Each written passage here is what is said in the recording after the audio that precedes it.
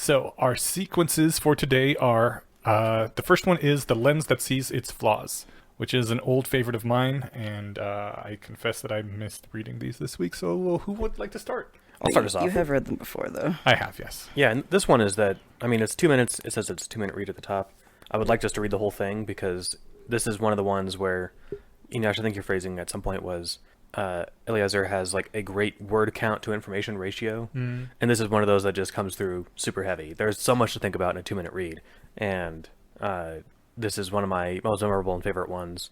The overall, if I had to summarize it in a couple of sentences, and then we'll get into the more in-depth bit, is that like the human brain is capable of analyzing itself in a way that other brains on Earth aren't.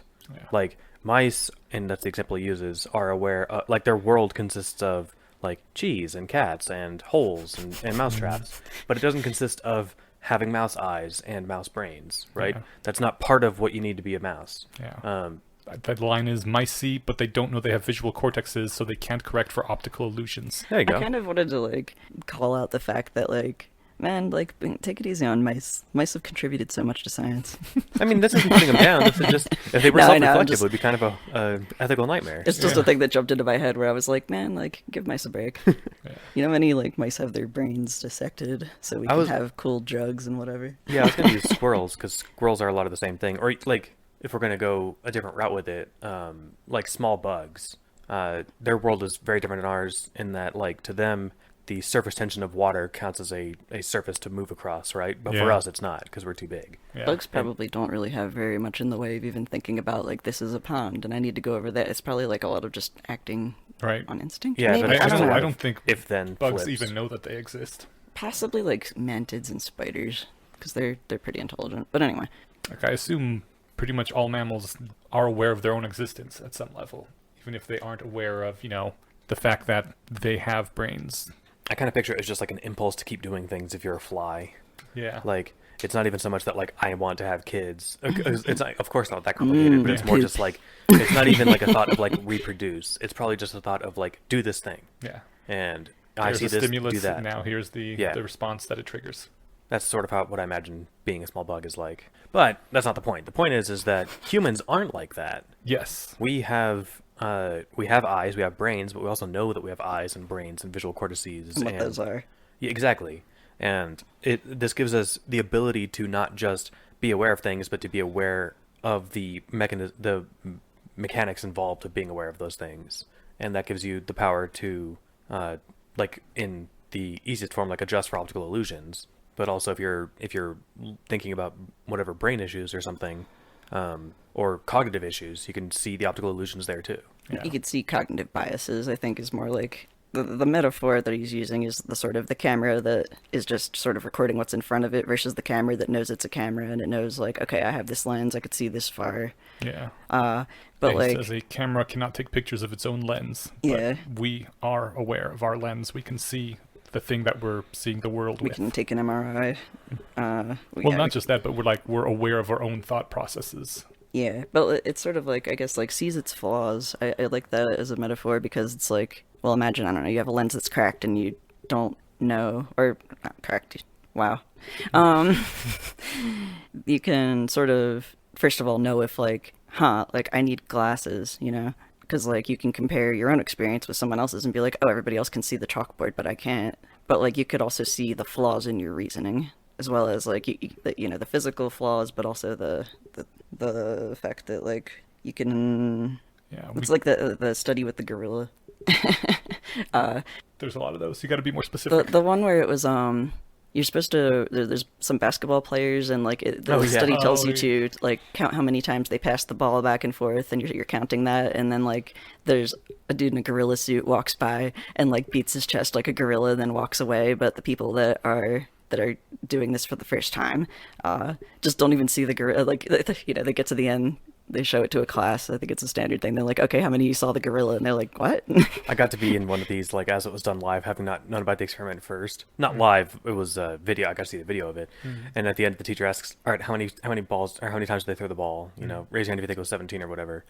And how many of you saw the gorilla? It's like, I don't know if any hands went up, but it's like, what do you mean? And then they play the video Rewind again. it, and everybody's like, what the fuck? No, they're you just just like- put that in there. That's They're just like, don't count the balls this time. And then you watch the gorilla come out, and it's like, how the hell did I miss? Yeah. He walked between them. Yeah. Yeah, it's not subtle. It's great because I love every new time I see this because it's really fun to be in the group of people, like sitting next to the person who's watching the same thing as you, but it doesn't see the gorilla. There's another great version of this if you Google or if you YouTube Richard Weissman color changing card trick. And I won't spoil the surprise in that one, but it's another sort of attention thing there. I saw that one as well. Yeah. I think it was the same time I saw the gorilla video. I was going through a kick of these sort of things. And you're just like, I'm fucking blind. Yeah. Dude, the craziest one is when they swap out the person that someone is talking to. Yeah. Like, they have people carrying a big piece of plywood or something interrupt the two people, and so it blocks the line of sight for a second, and they have the person that they were talking with swapped out with someone else. Like, a totally different person, different height, different clothes, and the person, like, doesn't really notice. They just keep going. I was helping this person with the directions. This person's still asking for directions. That's all I need to know. Yeah, exactly. Yeah. I heard that the brain caches a lot of information in the environment because you don't need to keep track of the person you're talking to because that's information that's there in the environment. It's not going to change. Yeah, you put a lot of your processing power into whatever, like, you know, okay, what am I going to say next? And respond, oh, that's a good question. Let me think about that. Like, how do you get to the supermarket? Yeah, like, you know, when you have, like, artwork in your house or something, and, like, you just get to the point where, like, you don't see it anymore. Or, like, you know, when you've sort of memorized the floor plan of your house, so you can get up in the middle of the night and it's pitch dark, and, like, you're like, I know where the bathroom is. I'm going to go get the fridge, get a snack. But if you were in a hotel, you'd be totally, like, lost. Yeah. So, yeah, we do, like, store a lot of things, have a lot of heuristics built in, and that's cool that we can know that and correct for it sometimes. That means since we are aware of the flaws in our lens, we can correct for those using second-order thinking. And here, everybody, is the secret of deliberate rationality. This whole process is not magic, and you can understand it. You can understand how you see your shoelaces. You can think about the sort of thinking processes which create beliefs I ruined it. You're going really well there. Which sort of thinking processes will create beliefs which mirror reality, and which thinking processes will not. Mice can see, but they cannot understand seeing. You can understand seeing, and because of that, you can do things that mice cannot do. Take a moment to marvel at this, for it is indeed marvelous. Yeah, it's awesome. And like this post to me, it sums up what the whole point of this Bayesian rationality thing is. It's to be able to not only see your own flaws, but correct them as well. And that is, I mean, the name of the site is LessWrong, right? That's kind of the whole point. This is like the post I would point people to explain what we're trying to do if I could. This is the point. This is the post that I have pointed people to explain what we're doing. Oh, cool. And like the main thing that's, you know, because everyone and their friend has a, you know, self-help thing that they've heard about, right? Or like, this will make your life better in 5 easy steps. And all of them are like, you know, just trust this process, or, you know, some of them have whatever empirical stuff behind it, but like very little of it is, and you can understand everything along the way if you put in the homework. And it's not like, we don't charge you for the homework, right? This isn't a, you know, you get to level 6 by giving us $16,000. This is an understandable process that people can actually do. It's great. Yeah, and then there was this bit about where he says, one time I went to EFNet's #philosophy chat room to ask, do you believe a nuclear war will occur in the next 20 years? If no, why not? One person answered and said he didn't expect a nuclear war for 100 years because all the players involved in decisions regarding nuclear war are not interested right now. But why extend that for 100 years? Pure hope. Reflecting on the whole thought process, we can see why the thought of nuclear war makes the person unhappy, and we can see how his brain therefore rejects the belief. But if you imagine a billion worlds, Everett branches or Tegmark duplicates, this thought process will not systematically correlate optimists to branches in which no nuclear war occurs. To ask which beliefs make you happy is to turn inward, not outward. It tells you something about yourself, but it's not evidence entangled with the environment. And the last couple of sequences we did had to talk about this idea of entanglement with reality. I like that a lot. I have nothing against happiness, but it should follow from your picture of the world rather than tampering with the mental paintbrushes. And so that's another example of, like, not just, you know, sort of seeing the flaws in terms of these physical things, but also you can see, like, where your thought processes can be altered by things like emotions about the thing. I mean, if everybody had the mental process of, Oh man, nuclear war sure is scary to think about. So let's not do that. So we're probably not going to have another nuclear war for a long time. That, like, you want to be able to. That's another like point in favor of truth seeking and rationality, in my opinion. I've always been. I don't know. I remember like I was in like a philosophy class, or it was a literature class in college, and I remember there's this thing that came up about. I think it was like vaguely related to the book we were reading, but the teacher started talking about like my religious grandmother. I'm not gonna like go to her deathbed and like tell her that I'm an atheist, because like that would, what would the point of that be? And I'm just like, that's why you got to tell her now. I was kind of like, but like I feel like I value the truth, and I had to like I don't know, like explain to the class then what, because we started having this debate about that, like, well, why would you disillusion people from their beliefs if it makes them happy? And I was like, well, like, but like what if you need to know the truth so you can like fix something, like the delusion about, like, it's a better example, I think, Stephen, the thing you've talked about before about suspecting you have cancer and then being like, that sucks to think about, I'm just gonna be like, nah, I don't think that. There's like, actually a good example of this. My wife and we went and donated blood last week, and she was sick like a month ago, or more. I have no idea. Time is fuzzy now. Sometime I think in October, for like a couple of days. And because she works around people in the medical industry that have COVID all the time, it was a very reasonable guess that that's what it was, even though it presented like non-typically. So she thought, hey, maybe I had it. And I was like, well, that'd be awesome if you had it. Then you've got the antibodies and you don't have to worry about it anymore. How fucking awesome would that be?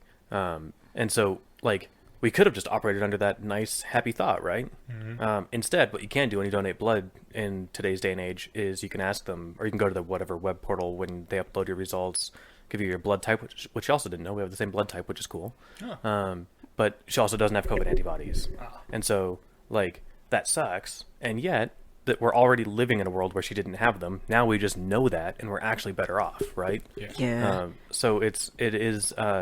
it's a bummer to be disenfranchised if there's something you can do about it. If you're going to go for the hyper-constrained deathbed thing where they've got 30 minutes left, are you going to try and talk them out of their religion? I probably wouldn't waste my breath on that. Now I would have also agreed with that, but at the time that was when I was like... Me too. I went through the new atheism. I went through the exact same phase, yeah. I moved away from that when realizing that, yeah, okay, if we're going to paint it that constrained, sure. If they've got 5 years left and getting them, persuading them to sign up for cryonics is a real option, I would actually think it worthwhile. If they're like, no, I'm going to go to heaven, it'll be fine. It's like, yeah, but what if you're not? Like, if there's time to have that conversation and have it go anywhere, I think that'd be valuable. But if there's literally not, then forget it, right? Well, can you just come out to her without trying to, deconvert her? Like because thought experiment, or what, I don't know if it was a thought experiment, but like it was just about the teacher like telling her grandmother that actually I've like deconverted, I'm an atheist. I don't think I'd bum my dying relative out in the last 30 minutes. I would just steer the conversation towards happy but like shit. the thing that I said things though to is do in the last half hour of your life. Yeah, I still don't know how I feel about this, where like, because that gets into the subject we had about lying, which is sort of getting off topic of the thing, but like it's like I sort of feel like I would prefer, if this person's close to you, that they like know like true facts about who you are and what's going on with you. Right. I was gonna say, if this is a grandma that you see, for 30 minutes once a year at a holiday, then whatever. But like, if this is someone you interact with a lot, you gotta be in the closet constantly around them, and that's a huge stress, and it's basically lying to them.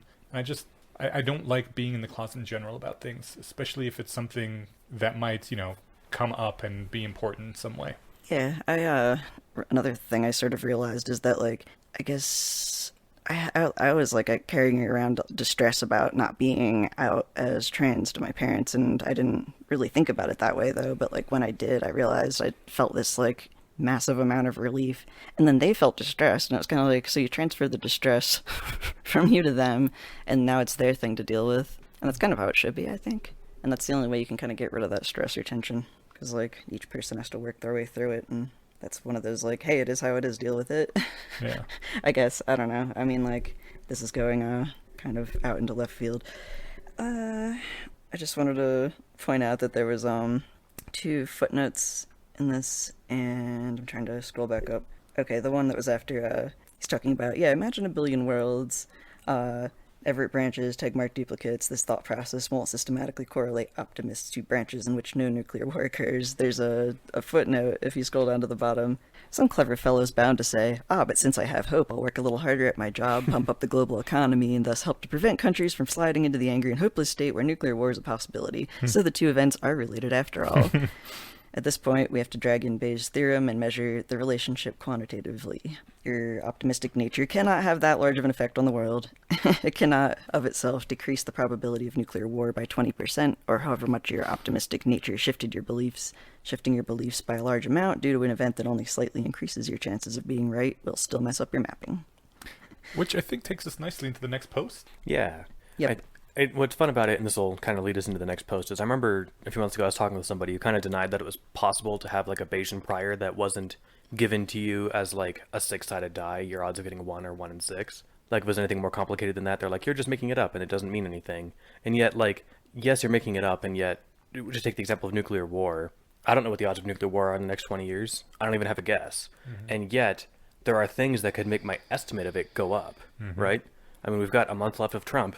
If he starts talking about how big his red button is again, like he did when he first got into office, and I don't know, metaphorically waving his dick around, I don't know what my odds are, but my odds would go up, right? Do you think your odds are gone up or down now that the Israelis, allegedly the Israelis, assassinated that Iranian nuclear scientist guy?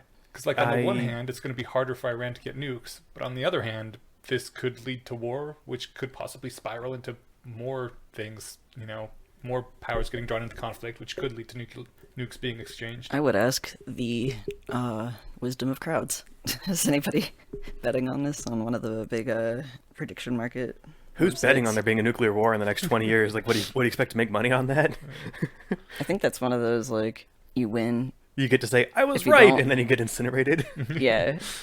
I don't even know if I would trust the wisdom of crowds on that. I would be more interested in people who know a lot about the Well, Middle apparently- East political situation. Yeah. And I don't, so- No, there's the whole thing where people can outperform experts after certain critical mass is reached. Did we talk about that in this show? Because I feel like we did. Probably. It's Or maybe we talked about it in Discord at one of some those point. key. Yeah, I Rationalist believe things. we may have done it during our episode on Metaculus. Is that the name of the website? Oh, yeah. Yeah. I thought this was a while ago. I thought this was recently, because there was just a few months ago an episode of Skeptoid about wisdom of crowds. Okay. Sorry for anyone who's curious to that, which is a lot of fun, and it's 12 minutes. I mean, I like the betting markets because the people who think they have more information will bet more money, so they will be given more weight. And also, the people who are really wrong with their estimates eventually go broke and leave the Yep. markets. But if it was just like everybody betting, I kind of feel the noise. I know the idea is that the noise is random in all directions, so cancels itself out. But I'm not sure how likely that actually is in practice. I think there is systematic bias to some things. Totally. As far as this goes, I have no idea. I don't know anything about the politics over there to the granular level to know whether or not this will likely increase the chance of war. My naive guess is that the less people who know how to make nukes, the less likely nuclear war is. Okay. But that's probably too simplistic because, you know, they could be pissed off enough to steal or buy a nuke. Right. That said, I don't know. I'm not losing sleep over it. So also, I didn't hear about it, so maybe that's why I'm not losing sleep over it. But Oh, okay. Yeah, it just happened yesterday. oh, I think it was yesterday.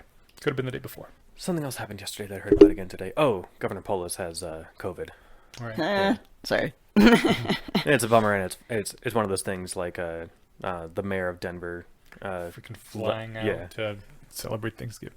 That really, really irritates me. You're supposed to, as a leader, like set an example and show that Well, you're willing to make sacrifices he as was- the leader as well. He was the one telling everybody stay home for Thanksgiving. Yeah, yeah. And then he flies out. I'm like, Later, fuck you, fuckers." dude. It doesn't Yeah. apply to me. Really hope he gets COVID. So there's like I was talking with people last week about like not getting your haircut as like kind of a signal of I'm very pro science and liberal and care about COVID and stuff. Okay. And it definitely is a signal of that, assuming you were getting haircuts before, right? Right. But it's not to say it's merely a signal. Like everything, that's the thing is, you know, if you say, oh, that's signaling, people assume that you just mean like that's just a signal. But like I was thinking, and I didn't put it this way to the people I was talking with because I was time constrained and I didn't think of it this way. But like, there's no way that like, what's his name, Seth Meyer or Stephen Colbert can't safely get a haircut right now, right? Yeah. I mean, it's that we're most of a year into this, and I'm pretty sure if they wanted to, they could carefully get a haircut. Oh, have they been growing their hair out? Yeah. Oh, okay. And so because it's a nice signal of like I'm Solidarity. taking it very careful. And like that said, that's good. We need those people. It's just like that's just, I don't know why that came to my mind because we were talking about Governor Polis and stuff. Yeah.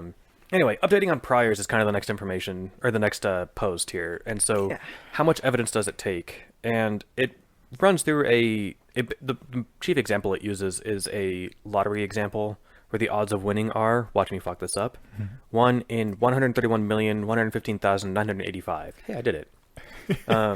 So I'm not going to say that every time because I think that number is used maybe 15 times in this post. Why? Because you said in the podcast they read it out in its entirety every time. Yeah. Just say the big number when it comes out. I mean, I would probably read it out the first time, but after that, you could just shorten it to 1 in 131 million. Or Well, but that's not. the big number But the math gets much more probability. granular than that. So yeah. In any case, the gist is like, so if I buy a ticket, what are the odds of me winning? It's 1 in 100 something million, right? But so how much information would I need to know that I've got a winning ticket here? And so it gives. I don't know. This is one of the ones where I wouldn't praise it for like Brevity. word count to information delivery. It makes an important point though. It just does it in a way that I think because Yudkowsky is a mathematician that he really appreciates that I. He's showing his work in this one, which Right. I think there's a like nice ratio, I guess, in the sequences of. Well, yeah, most of them I think do tend towards the like layperson friendly, brief, intuitive format. There's a few where he does start throwing math at you. I think those are good to have in there too, because it's the whole here's the thing I'm trying to say, and then here's the proof, I guess. Right, and that's valuable to have. So it's not just all air, right? But I like it. It kind of sums it up at the end here. It says, in general, the rules for weighing how much evidence it takes follow a similar pattern. The larger the space of possibilities in which the hypothesis lies, or the more unlikely the hypothesis seems a priori compared to its neighbors, the more confident you wish to be. Or the more confident you wish to be, the more evidence you need. And like simplistically, big claims require lots of evidence. Or to win the lottery, you'd need evidence selective enough to visibly favor one combination over the big number alternatives. Right. And so, like, of course, you can still believe on inadequate evidence if that's your whim, but you'll not be able to believe accurately. It's like trying to drive your car without fuel because you don't believe in the fuddy-duddy concept that it ought to take fuel to go places. Wouldn't it be so much more fun and so much less expensive if we just decided to repeal the law that cars needed fuel? Well, you can try. You can even shut your eyes and pretend the car is moving. But to really arrive at accurate beliefs requires evidence fuel, and the further you want to go, the more fuel you need. Yeah. That's my kind of analogy. Yeah. I was always more a fan of the one where it's like, I don't know, people that talk about sort of having, what is that word, like postmodern people that are just like, well, we can't really know anything. Oh my God. I hate I'm like, those okay, people. I mean, like, Are you thinking postmodernism in general or solipsism specifically? I'm not exactly sure what the distinction. But solipsism is the belief that actually you cannot prove anything except for the fact that you are conscious. Like literally everything else could be a dream, or you could be in the Matrix. There might not be other people. Everyone else may be zombies that say that they, have thoughts, but they don't really. It's like solipsism is just the complete denial of reality, and I just refuse to have conversations with people like that because there's literally nothing you can say to someone like that. Yeah, well, I was gonna say you could go jump off a cliff, and I guarantee that gravity will do its thing every time.